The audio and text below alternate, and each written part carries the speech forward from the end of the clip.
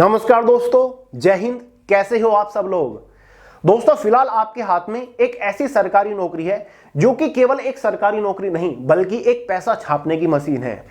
यह वैकेंसी 3-4 सालों में एक बार ही निकलती है, तो भाई इस बार यह मौका आपको मिला है, बिल्कुल भी मिस मत कर दीजिएगा, क्योंकि इस सरकारी नौकरी के अपने कुछ प्लस पॉइंट भी है जो कि इस वैकेंसी को बाकी सरकारी नौकरी की वैकेंसी से डिफरेंट बनाती है। जैसे कि गाइस, इस सरकारी नौकरी की वैकेंसी के सिलेक्शन प्रोसीजर में कोई भी इंटरव्यू नहीं होता। बिना इंटरव्यू के ये भर्ती होती है। ना ही कोई स्किल टेस्ट वगैरह होता, कोई कंप्यूटर टेस्ट या फिर टाइपिंग टेस्ट नहीं होता। ये केवल एग्जाम बेस्ड रिक्रूटमेंट है। एग्जाम के बेसिस पर ही आपको फाइनली नौकरी दी जाती है। गुड इनिशियल इनहैंड सैलरी इतनी बेहतरीन है, सुनने के बाद आप चौंक जाओगे। आप ये कहोगे कि भैया मुझे तो यही सरकारी नौकरी चाहिए। लेस कंपटीशन बाकी सरकारी नौकरी के कंपैरिजन में। एसएससी, रेलवे, बैंकिंग एग्जाम्स को अगर आप उठाओगे तो इस सरकारी नौकरी के अंदर कंपटीशन उनसे काफी कम रहता है। फास्ट सिलेक्शन प्रोसीजर, इसका सिलेक्शन प्रोसीजर काफी फास्ट स्पीड से चलता है। फॉर्म अप्लाई करने के मात्र 4 महीने के अंदर आपके हाथ में ज्वाइनिंग लेटर होगा। No descriptive paper, skill test, interview तो है ही नहीं, साथ ही कोई डिस्क्रिप्टिव पेपर भी वगैरह नहीं है। प्रमोशन अपॉर्चुनिटी बहुत बेहतरीन है। आज जिस पोस्ट के ऊपर, जिस रैंक के ऊपर आपका सिलेक्शन होगा, बहुत ही कम टाइम के अंदर आपको हाईएस्ट रैंक के ऊपर प्रमोट कर दिया जाएगा, जहां पर आपका ओहदा तो बढ़ेगा, पावर तो बढ़ेगी, साथ ही सैलरी भी जबरदस्त तरीके से इंक्रीज होगी। गुड जॉब प्रोफाइल, सिलेक्शन होने के बाद काम बड़ा ही इंटरेस्टिंग है, मजा आ जाएगा यार नौकरी करने में। जॉब लोकेशन, जहां पर भी आप हाथ रख दोगे पूरे भारत में, जहां से भी आप आवेदन करोगे, फाइनली जॉब लोकेशन आपको वहीं पर मिलने वाली है। तो एक तरीके से आपको अपनी पसंदीदा जगह मिल जाती है नौकरी करने के लिए। गुड नंबर ऑफ वैकेंसीज भी बहुत कम नहीं है, 50, 100, 200, 300 वैकेंसीज नहीं है, ठीक ठाक वैकेंसीज इस बार यहां पर निकाली गई है। तो है ना कमाल की वैकेंसी। अब आप सोच रहे होंगे कि भैया ऐसी कौन सी वैकेंसी निकल गई। चिंता मत करिए, आगे इस वीडियो में आपको सारी जानकारी देने वाला हूं, जैसे कि इसका full detail selection procedure step by step समझाऊंगा। एज मिट क्वालिफिकेशन के बारे में बात करेंगे, एग्जाम पैटर्न को डिस्कस करते हुए डिटेल सिलेबस प्रोवाइड कराऊंगा। प्रीवियस ईयर की कट ऑफ को भी डिस्कस करेंगे कि लास्ट 2-3 साल पहले जब ये वैकेंसी निकली थी किस कैटेगरी से कितनी कट ऑफ जाती है, इस बार फाइनल नौकरी लेने के लिए कितना नंबर आपको लाना पड़ेगा, इनिशियल इनहैंड सैलरी आपको एग्जैक्ट तनख्वाह कितनी मिलती है, साथ ही अलाउंस वगैरह क्या रहते हैं, एग्जाम सेंटर कहां पर रहते हैं, job location, job profile, promotion opportunity के बारे में बात करेंगे। ठीक है, तो भाई अगर आप इस वैकेंसी को लेकर थोड़े से भी इंटरेस्टेड है, क्यूरियोसिटी अंदर से आ रही है, बेचैनी आपको हो रही है इस सरकारी नौकरी के बारे में सुनने के बाद, तो वीडियो को पूरे ध्यान से आखिर तक जरूर देखेगा। बट गाइस, वीडियो शुरू करने से पहले आपको बता दूं, अगर आप किसी भी कॉम्पिटिटिव एग्जाम की तैयारी कर रहे हो तो जीएस बूम आपके पास होना ही चाहिए।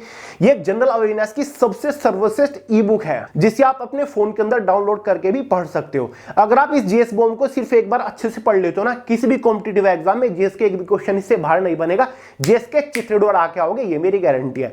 लिंक डिस्क्रिप्शन बॉक्स में डाउनलोड करो और पढ़ना शुरू कर दो। और हां, एनटीपीसी वालों ध्यान रख लीजिएगा, 25 फरवरी शाम 5 बजे जीके जीएस की 40 नंबर वाली क्लास आ रही है। एक मैराथन क्लास रहेगी जिसमें हम कंप्लीट जनरल अवेयरनेस को कवर करेंगे टॉपिक वाइज, केवल इंपोर्टेंट चीजों को ही डिस्कस करेंगे। डायरेक्ट क्वेश्चंस आपको अपने एग्जाम में यहां से फंसने वाले हैं, फिर चाहे वो एनटीपीसी ग्रेजुएट लेवल हो या फिर अंडर ग्रेजुएट लेवल हो। तो भाई इतनी देर से मैं जिस सरकारी नौकरी के बारे में बात कर रहा हूं वो निकल के आ रही है भारतीय रिजर्व बैंक के अंदर सहायक की पोस्ट के ऊपर। जी हां दोस्तों, पोस्ट कौन सी? हमारी सहायक की पोस्ट है, जिसको इंग्लिश में असिस्टेंट की पोस्ट बोलते हैं। ये एक ग्रुप बी की पोस्ट है, ऑल इंडिया की भर्ती है। मेल और फीमेल दोनों ही कैटेगरी कैंडिडेट इस पोस्ट के लिए एलिजिबल है। गाइस, चाहे कुछ भी हो जाए, ये नौकरी इस बार हाथ से नहीं निकलनी चाहिए, क्योंकि ऐसे मौके कई साल में एक बार ही निकलते हैं। तो भाई खुद को झोंक दीजिए, लेकिन नौकरी इस बार उठानी है। सबसे पहले हम फॉर्म फीस के बारे में ही बात करेंगे। जनरल, ओबीसी, ईडब्ल्यूएस वालों के लिए 450 रुपए फॉर्म फीस रखी जाती है। ST, SC, pH, women candidates के लिए केवल 50 रुपए फॉर्म फीस चार्ज की गई है। गाइस, फिलहाल फॉर्म भरे जा रहे हैं। फॉर्म भरने के लिए आपके पास अब से भी अच्छा खासा टाइम है। कब से फॉर्म स्टार्ट हुए, लास्ट डेट क्या है, एग्जाम वगैरह कब होने वाले हैं, सारी जानकारी आपको आगे दूंगा। उससे पहले आपको बता देता हूं कि टोटल कितनी वैकेंसीज है। तो भाई स्टेट वाइज ये वैकेंसी निकलती है, आरबीआई ऑफिसेज वाइज ये वैकेंसी निकलती है। पूरे भारत के अंदर अलग अलग राज्यों के अंदर काफी सारे आरबीआई के रीजनल ऑफिसेज हैं, जैसे कि एक अहमदाबाद में है, बेंगलुरु में है, भोपाल, भुवनेश्वर, चंडीगढ़, चेन्नई, गुवाहाटी, हैदराबाद, जयपुर। तो ये सारे के सारे आरबीआई के ऑफिसेज हैं। किस आरबीआई ऑफिस में कितनी वैकेंसीज यहां पर निकली हो आप देख सकते हैं। आपके पास फुल अथॉरिटी है, फुल पावर है, जिस भी आरबीआई ऑफिस से आप चाहो वहां से आवेदन कर सकते हो। ध्यान रखिएगा, जिस भी आरबीआई ऑफिस से आप आवेदन करोगे, जॉब लोकेशन आपकी वहीं पर रहेगी। टोटल वैकेंसीज यहां पर इस बार 650 के आसपास निकली हुई है। ठीक है, देखिए क्वालिफिकेशन एलिजिबिलिटी क्राइटेरिया पे अगर हम नजर डालें, जनरल वालों के लिए मिनिमम एज में 20 साल है, मैक्सिमम 28 साल है। ओबीसी एसटी वालों को एज में रिलैक्सेशन मिलता है, ओबीसी वालों को 3 साल का, एसटी वालों को 5 साल का मिलेगा। जो आपकी एज कैलकुलेट होगी एज ऑन 1 फरवरी 2026 तक होगी। क्वालिफिकेशन बड़ी इजी है, अगर आपने कोई भी बैचलर डिग्री पास कर रखी है, आप ग्रेजुएट पास हो किसी भी यूनिवर्सिटी से, तो भाई आप एलिजिबल है, आप फॉर्म अप्लाई कर सकते हैं। सिलेक्शन प्रोसीजर बड़ा ही सिंपल सा है, एग्जाम बेस्ड रिक्रूटमेंट है, कोई इंटरव्यू वगैरह आपका नहीं होगा। ये इसका एक सिंपल सा एग्जामिनेशन होने वाला है। डेट आपको पहले बता दूं गाइस, ये एग्जाम आपका 11 अप्रैल 2026 को होगा, तो अभी से तैयारी करना शुरू कर दो। तो भाई एग्जाम में ये 3 सब्जेक्ट आपको देखने को मिलेंगे। इंग्लिश लैंग्वेज 30 क्वेश्चन 30 नंबर के अंदर 20 मिनट का टाइम। सेकंड सब्जेक्ट है रीजनिंग एबिलिटी, 35 क्वेश्चन 35 नंबर के अंदर 20 मिनट का टाइम। और तीसरा सब्जेक्ट है क्वांटिटेटिव एप्टीट्यूड, 35 क्वेश्चन 35 नंबर के अंदर 20 मिनट का टाइम। ये जो आप 35 क्वेश्चन देख रहे हो ना, सभी के सभी ठीक करके आओगे, ये मेरी गारंटी है। क्योंकि गाइस ऑलरेडी आपको मैथमेटिक्स ब्रीफ के नाम से एक जबरदस्त मैथमेटिक्स की ई बुक प्रोवाइड करा रखी है। इस ई बुक के अंदर चैप्टर वाइज मैक्सिमम बार पूछे जा चुके क्वेश्चंस दे रखे हैं, डिटेल सॉल्यूशन के साथ, बाइलैंग्वेज सारे के सारे क्वेश्चंस हैं। हर एक क्वेश्चन का बहुत ही बेहतरीन तरीके से सिंपल सॉल्यूशन कर रखा है।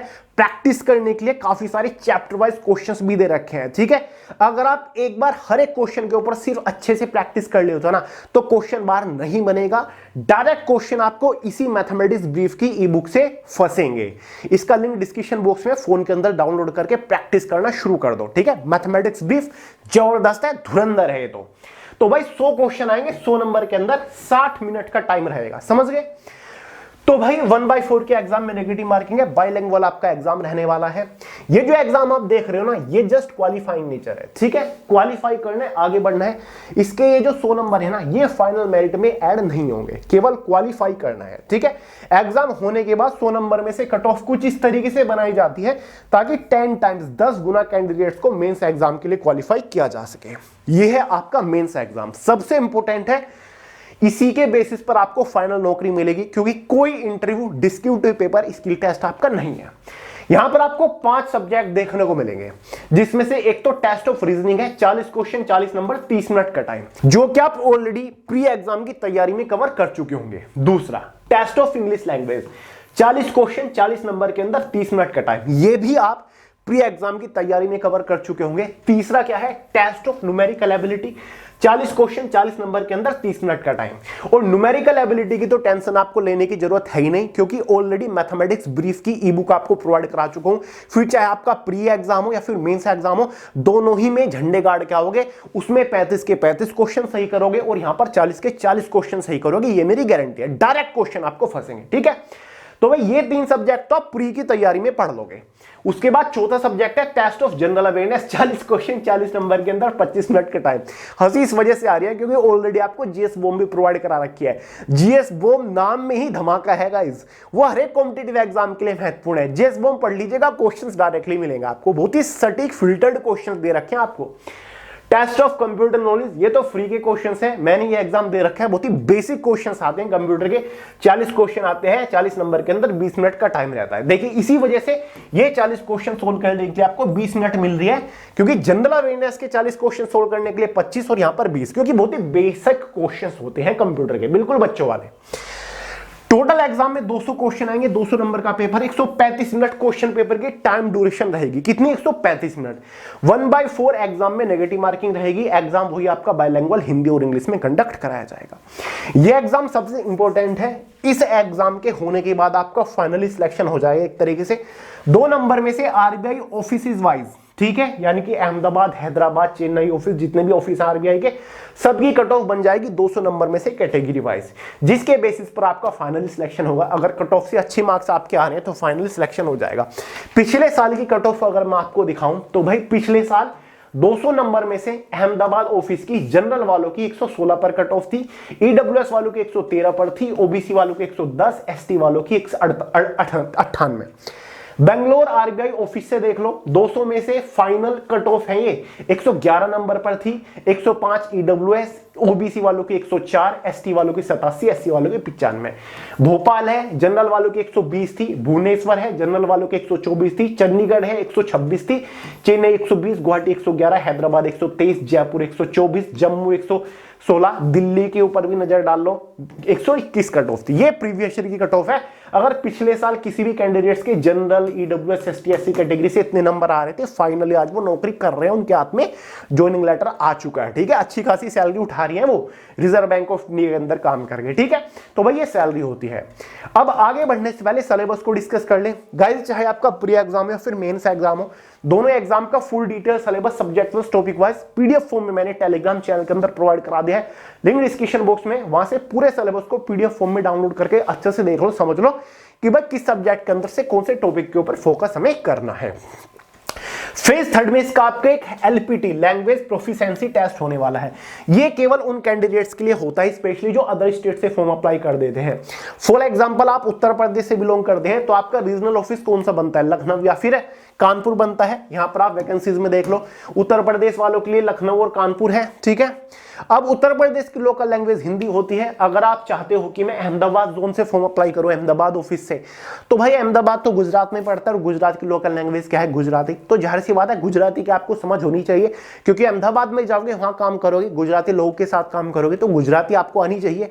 तो उसी का ही एक टेस्ट होता है कि आपने अदर ऑफिस से फॉर्म तो अप्लाई कर दिया, क्या आपको वो लोकल लैंग्वेज आती है। तो आपसे बुलवा के देखा जाता है, पढ़वा के देखा जाता है, आपको लिखना होता है, आपको समझना होता है। तो ये इस वजह से होता है कि ठीक है, जो अदर से अप्लाई करते हैं। ठीक है, अगर आप खुद के ही स्टेट से अप्लाई कर रहे हैं, खुद के ऑफिस से अप्लाई कर रहे हैं, तो भाई आपको तो अच्छे से आती होगी अपनी रीजनल लैंग्वेज। किस आरबीआई ऑफिस की रीजनल लैंग्वेज क्या है वो यहां पर है। जैसे कि अहमदाबाद की लोकल लैंग्वेज गुजराती है, बेंगलुरु की कन्नड़ा है, भोपाल की हिंदी है, भुवनेश्वर की उड़िया है, चंडीगढ़ पंजाबी हिंदी है, चेन्नई की तमिल है, गुवाहाटी की ये सारी है, हैदराबाद की तेलुगु है, जयपुर की हिंदी है। तो इस तरीके से है। ठीक है, तो फॉर्म अप्लाई करने से पहले देख लीजिएगा। हालांकि ये बहुत बेसिक सा होता है, आप इसे कर लोगे, बेहतर यही रहेगा उसी ऑफिस से अप्लाई करो जिसकी रीजनल लैंग्वेज आपको आती हो। फाइनल मेरिट तो 200 नंबर में से बनती है फेज सेकंड मार्क्स एग्जाम के मार्क्स के बेसिस पर। लो भाई सैलरी वगैरह के ऊपर चलते हैं सीधा। तो भाई ये ग्रुप बी की पोस्ट है, इनिशियल इन हैंड सैलरी 63,000 रुपए है इसकी सैलरी पिछले साल के मुकाबले बढ़ चुकी है। पिछले साल 52,000 के आसपास इसकी शुरुआती सैलरी थी। इस बार लगभग 9 से 10,000 रुपए का सीधा इजाफा हुआ इसकी सैलरी में, बेसिक पे बढ़ गया इसका। ठीक है, तो भाई अब आपको लगभग 63,000 सैलरी मिलेगी with all and extra allowances, यानी कि बेसिक सैलरी में 15% आपका क्या होता है, एचआरए भी होता है, हाउस रेंट अलाउंस, साथ ही डीए होता है 50 से 51 से 52% आपका। तो भाई हाथ में जो आपकी आती है ना, कट कुटा के ऐड होके, वो 63,000 रुपए महीना तनख्वाह आएगी। और हर साल सैलरी बहुत ही तेजी से बढ़ती है, बहुत ही जल्दी आप 1,60,000 से भी ज्यादा पहुंच जाओगे 7वें पे कमीशन के बाद। अगले साल या फिर इसी साल 8वां पे कमीशन आपका लागू हो जाएगा, सैलरी आपकी ऑलमोस्ट डबल हो जाएगी। बैठे बिठाए 1 से 1.5 लाख रुपए महीना आपके हाथ में आया करेगा। जो प्रोफाइल क्लरिकल पोस्ट है आरबीआई की, पूरी ब्रांच के अंदर आप क्लर्क का काम कर रहे होंगे, 9 to 5 की काफी आसान जॉब है, कंप्यूटर बेस्ड काम करना है, वर्कलोड बहुत ज्यादा नहीं होता। जॉब लोकेशन जिस भी आरबीआई ऑफिस से अप्लाई करोगे उसी स्टेट के अंदर उसी आरबीआई ऑफिस में आपकी पोस्टिंग लोकेशन होगी। प्रमोशन सुन लो, बड़ा ही इंटरेस्टिंग है ये गाइस। असिस्टेंट की पोस्ट है। ठीक है, क्या है, असिस्टेंट की पोस्ट। इस पोस्ट के बाद जो आपको पोस्ट मिलती है वो स्केल फर्स्ट ऑफिसर की मिलती है। आरबीआई के अंदर स्केल फर्स्ट ऑफिसर या फिर असिस्टेंट मैनेजर की पोस्ट निकलती है। आपको मात्र 5 इयर्स, आफ्टर 5 इयर्स, 5 साल के बाद स्केल फर्स्ट ऑफिसर यानी कि असिस्टेंट मैनेजर की पोस्ट मिलती है। उसके 3 से 4 साल बाद आपको स्केल सेकंड, फिर स्केल थर्ड, स्केल 4 इस तरीके से मिलती है। ठीक है, ऐसे पोस्टे बोलते प्रोबेशनरी ऑफिसर या फिर उससे भी ऊपर की पोस्ट के ऊपर आप पहुंच जाते हो। और भाई बैंक आपका कौन सा है, रिजर्व बैंक ऑफ इंडिया है विभाग, इससे बेस्ट और क्या हो सकता है। आवेदन 16 फरवरी से करे जा रही है, 8 मार्च आवेदन करने की आखिरी तारीख है। कब से, 16 फरवरी से फॉर्म भरे जा रहे हैं। कब से, 16 फरवरी से। फॉर्म की लास्ट डेट क्या है, 8 मार्च। 8 मार्च तक गाइस आप आवेदन कर पाओगे। प्रीलिमिनरी एग्जाम की जो डेट है वो 11 अप्रैल है। क्या है, 11 अप्रैल को इसका एग्जाम होने वाला है। तो भाई अभी से तैयारी शुरू कर दो, ज्यादा सोचिए मत। ठीक है, तो आई होप आपके सारे डाउट्स क्लियर हो गए होंगे। मैंने वैसे इस वैकेंसी की रिगार्डिंग एक वीडियो ऑलरेडी प्रोवाइड कर रखी है।